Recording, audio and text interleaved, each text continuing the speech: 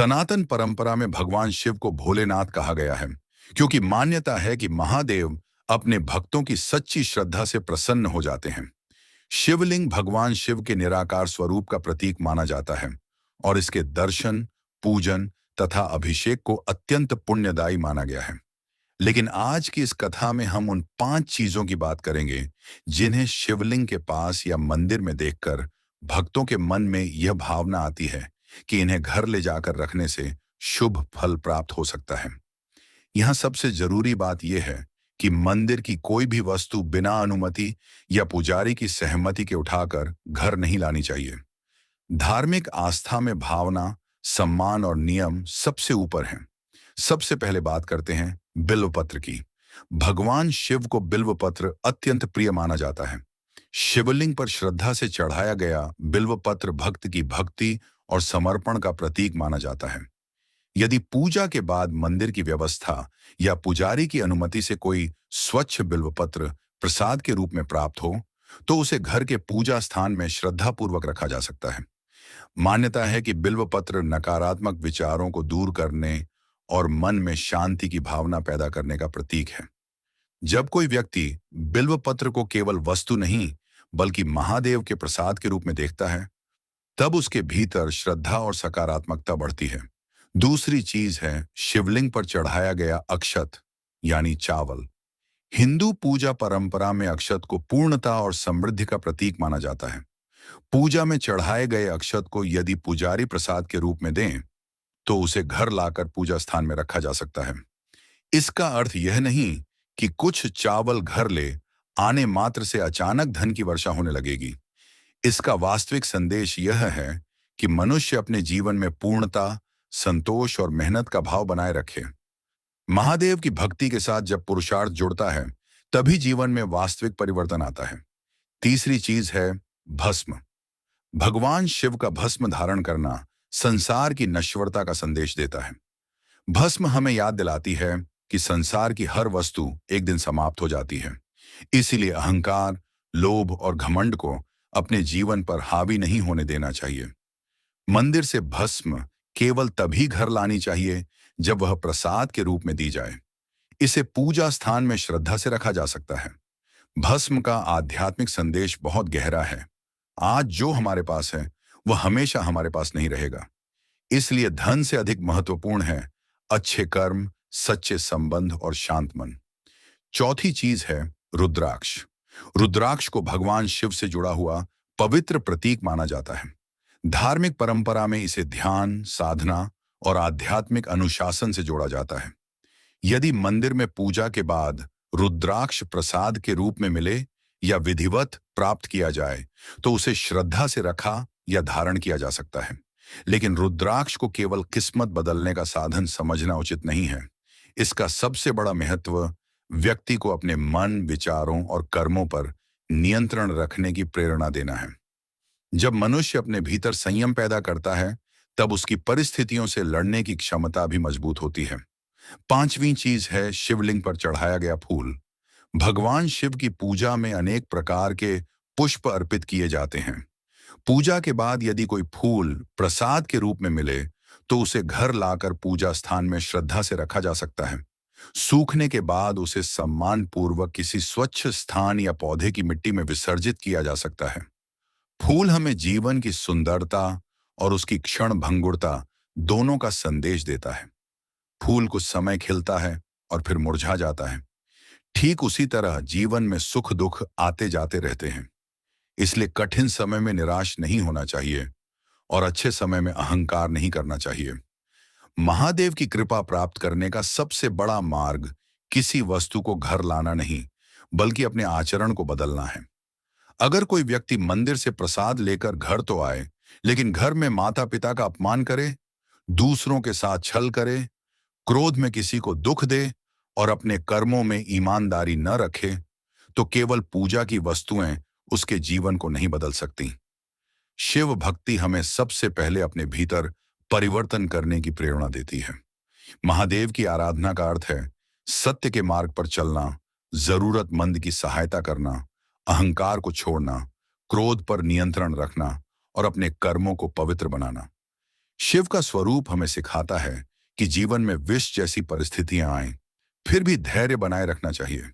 हर परेशानी के सामने टूट जाने के बजाय उससे सीख लेकर आगे बढ़ना चाहिए।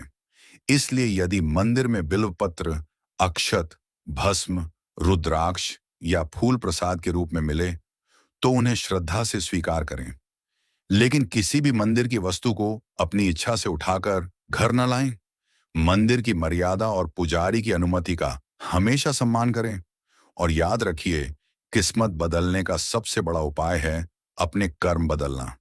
महादेव के सामने सच्चे मन से प्रार्थना करें, हे भोलेनाथ, मुझे सही रास्ते पर चलने की शक्ति दीजिए। मेरे मन से अहंकार और भय दूर कीजिए और मुझे अच्छे कर्म करने की बुद्धि दीजिए। जब प्रार्थना के साथ पुरुषार्थ जुड़ता है, जब भक्ति के साथ अच्छे कर्म जुड़ते हैं और जब विश्वास के साथ धैर्य जुड़ता है, तब इंसान के जीवन में वास्तविक बदलाव शुरू होता है। यही महादेव की भक्ति का सबसे सुंदर संदेश है।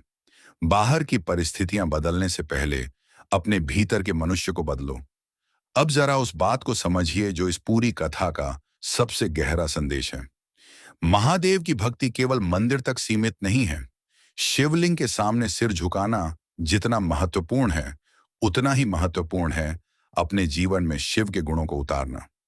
भोलेनाथ का स्वरूप हमें सिखाता है कि शक्ति होने के बावजूद विनम्र रहना चाहिए, ज्ञान होने के बावजूद अहंकार नहीं करना चाहिए और कठिन परिस्थितियों में भी धैर्य नहीं छोड़ना चाहिए।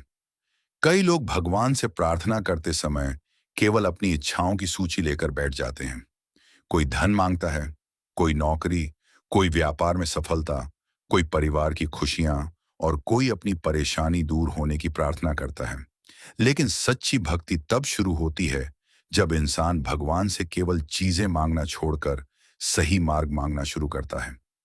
आप महादेव से कहिए, हे भोलेनाथ, अगर मेरे जीवन में कठिनाई है तो मुझे उसे लड़ने की शक्ति दीजिए। अगर मेरे सामने असफलता है तो मुझे उसे सीखने की बुद्धि दीजिए। अगर मेरे मन में क्रोध है तो मुझे उसे शांत करने का सामर्थ्य दीजिए। अगर मेरे भीतर अहंकार है तो मुझे विनम्रता दीजिए। यही प्रार्थना धीरे धीरे जीवन को बदलने लगती है। शिवलिंग पर चढ़ाया गया बिल्व पत्र हमें त्याग का संदेश देता है। बिल्व पत्र की 3 पत्तियां कई भक्तों द्वारा भगवान शिव के विभिन्न दिव्य रूपों से जोड़ी जाती हैं। इसका आध्यात्मिक अर्थ यह भी समझा जा सकता है कि मनुष्य को अपने विचार, वाणी और कर्म तीनों को पवित्र बनाने का प्रयास करना चाहिए। केवल मंदिर में अच्छा व्यवहार करने से जीवन नहीं बदलता। असली परीक्षा तब होती है जब कोई आपको अपमानित करे, जब आपके साथ अन्याय हो, जब आपके सामने लालच रखा जाए और जब कोई आपकी कमजोरी का फायदा उठाने की कोशिश करे। ऐसे समय में अगर आप अपने विवेक को नहीं खोते तो समझिए आपकी साधना सफल हो रही है। इसी तरह भस्म हमें जीवन की सच्चाई दिखाती है। चाहे इंसान कितना भी धनवान हो, कितना भी शक्तिशाली हो, अंत में सब कुछ यहीं रह जाना है। इसलिए धन कमाइए, सफलता पाइए, बड़ा घर बनाइए, लेकिन अपने भीतर घमंड को घर मत बनाने दीजिए, क्योंकि घमंड इंसान को बाहर से बड़ा और भीतर से कमजोर बना देता है। महादेव के गले में सर्प है। यह दृश्य भी हमें भय पर नियंत्रण का संदेश देता है। जीवन में डर हमेशा रहेगा। भविष्य का डर, असफलता का डर, लोगों की बातों का डर और कभी-कभी अकेलेपन का डर। लेकिन जो व्यक्ति अपने डर से भागता रहता है, उसका डर और बड़ा होता जाता है। जो उसका सामना करता है, वही धीरे-धीरे मजबूत बनता है। अगर आपके जीवन में इस समय कोई परेशानी चल रही है, तो उसे अपने जीवन का अंत मत समझिए। हो सकता है वही परेशानी आपको उस व्यक्ति में बदल रही हो, जिसकी आपको भविष्य में जरूरत होगी। महादेव की भक्ति हमें धैर्य रखना सिखाती है और रुद्राक्ष का संदेश भी यही है कि मन को स्थिर करना जरूरी है। आज इंसान के पास जानकारी बहुत है, लेकिन शांति कम है। उसके पास लोगों से जुड़ने के लिए मोबाइल है, लेकिन अपने मन से जुड़ने के लिए समय नहीं है। वह दुनिया को सुनता है, लेकिन खुद के भीतर की आवाज नहीं सुनता।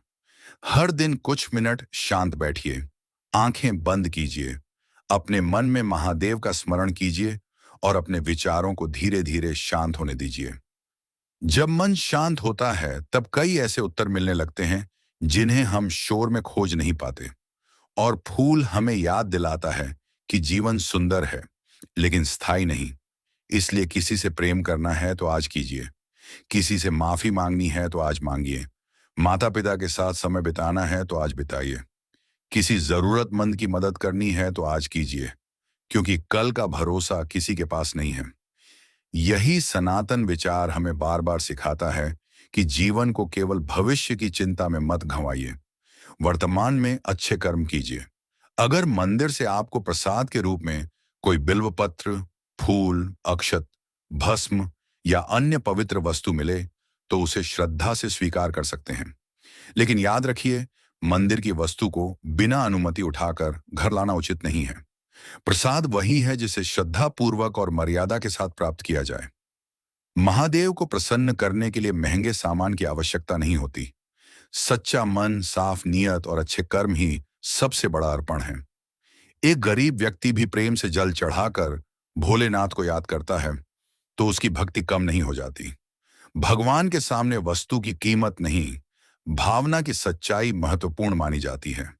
इसीलिए आज जब आप शिवलिंग के सामने जाएं तो केवल अपनी परेशानी लेकर मत जाइए, अपने भीतर की बुराइयां भी वहीं छोड़ कर आइए। क्रोध छोड़ने का संकल्प कीजिए, झूठ छोड़ने का संकल्प कीजिए, किसी का बुरा न करने का संकल्प कीजिए और सबसे जरूरी, अपने जीवन में मेहनत करने का संकल्प कीजिए। क्योंकि महादेव की कृपा का सबसे सुंदर रूप यह है कि इंसान को अपने कर्म करने की शक्ति मिलती है। जब विश्वास मजबूत होता है, मन शांत होता है और कर्म सही दिशा में होते हैं, तब धीरे धीरे परिस्थितियां भी बदलने लगती हैं। यही असली अर्थ है महादेव की कृपा से किस्मत बदलना। किस्मत बदलने के लिए केवल किसी वस्तु को घर लाने की जरूरत नहीं, बल्कि अपने जीवन में एक नई शुरुआत लाने की जरूरत है। महादेव से यही प्रार्थना करें, हे भोलेनाथ, मेरे घर में सुख से पहले शांति दीजिए, धन से पहले संतोष दीजिए, सफलता से पहले सही रास्ता दीजिए और शक्ति के साथ विनम्रता दीजिए। हर हर महादेव।